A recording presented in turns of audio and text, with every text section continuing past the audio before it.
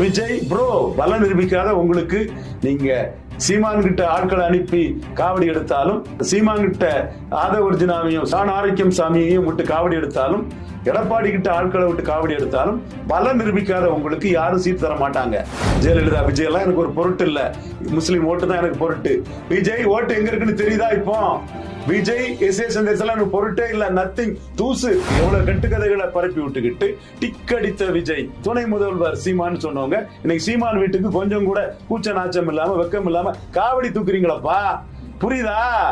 புரியுதா John Arokiasamy? Tick அடித்த விஜய் துணை முதல்வர் சீமான்னு சொன்னீங்க. இப்போ ஆதவர்ஜனா நீங்களும் சீமான் கிட்ட டைம் கேட்டு காவடி எடுத்துட்டு போறீங்க. புரியுதா? ரவீந்திர சாமி யாருன்னு புரியுதா? விஜய்க்கு புரியணும் இது. ஆனா அவரை சுத்தி இருக்கக்கூடியவங்க அவரை குழாய் அடிச்சு முகஸ்துதி பண்ணி பலம் நிரூபிக்காத அவருக்கு மற்றவங்க சீட்டு கொடுப்பாங்கன்னு பொய்யான தகவலை அவர்கிட்ட